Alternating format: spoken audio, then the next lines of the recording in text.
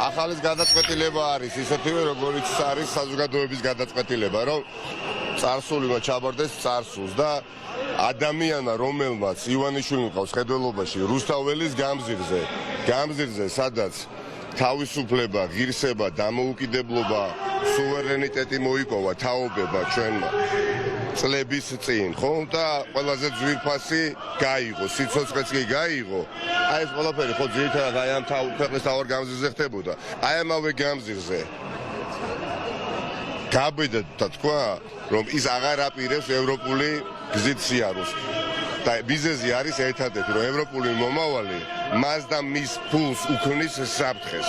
ის აღარაფრად არ თვლის საზოგადოებას და მან ეს თქვა, რომ მოქალაქე მას არ აინტერესებს. რაკ ძალიან დიდ შეცდომას უშვებს.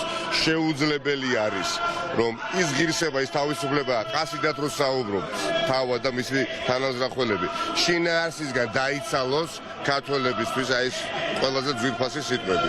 შეუძლებელია და არაფრად აქციოს, ვერ აქცეს არაფრად ივანიშვილი და ჩვენი ვალდებულება ხდება. ხან ვიდგეთ ჭიჭინაძის ქუჩაზე, ხან ჩიტაძის ქუჩაზე, ხან რუსთაველზე, ხან თბილისში, ხან ქუთაისში, ხან ბათუმში. მანამ სანამ ქვეყანა არ დაიბრუნებს თავისუფლებას და თავისუფალი იქნება ქართველი ადამიანი, დამოუკიდებელი იქნება ქართველი ადამიანი საქართველოს მოქალაქე და ამ დამოუკიდებლობისთვის და ამ თავისუფლებისთვის დიახაც პროტესტი გაგრძელდება ძალიან პრინციპული უკან დაუხევი პროტესტი, სადაც ვართ თავიდან ბოლომდე მართლები და ვერავინ ვერ აიძულებს ამ ქართველ ადამიანს უარი თქვას მის მომავალზე. ეს ხომ შეუძლებელია. ივანიშვილის გონია რა ფულსაც იხარჯავს და მე ამ დახარჯული ფულით მართავს თავის საცეცებს, გონია რომ მეორე მხარე, სადაც დანარჩენი საქართველოა, ვიღაცა უხილავი ხელი ასევე მართავს და რაღაც ეფემერულ თანხას და ფულს ებრძვის, მაგრამ არ ჯერა აქ არის მისი ყველაზე დიდი შეცდომა. ამ ადამიანების мотиваცია არის სულ სხვა, არის პატრიოტული мотиваცია და წრფელი мотиваცია. ერთი თეთრი და ერთი ლარი არ იხარჯება.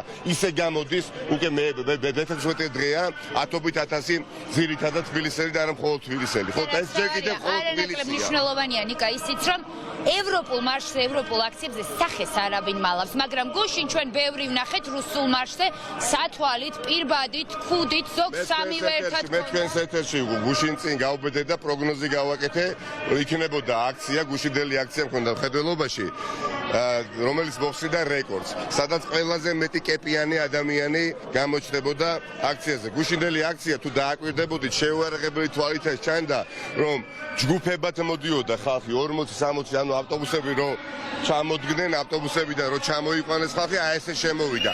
პრაქტიკულად არ არსებობდა აი ცალკე მომავალი ადამიანია. აი ცალკე ვერელი, საბურთალოელი, გდანელი, მეუღლესთან ერთად ვიც მოვიდოდა და გადაწყვეტდა თავისით შემოერთებოდა აქციას. ასეთი ადამიანი არ არსებობდა გუშინ საერთოდ.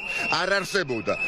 თუ ამას დააკვირდებოდით, ვიხდებოდით. ამიტომ სადაც სიმართლეა, სადაც სიმრავლეა და სადაც სიმტკიცეა, ივანიშვილი ვერ გაიმარჯვებს და მეტიც სიამაყეა და პატივია, რომ შეგვიძლია აი მის მიერ დიდწილად გაღარიბებული საზოგადოები ძალიან ბევრმა წარმომადგენელმა, ვისაც მომავლის წართმევასაც უპირებს ახლა ივანიშვილი, ხომ?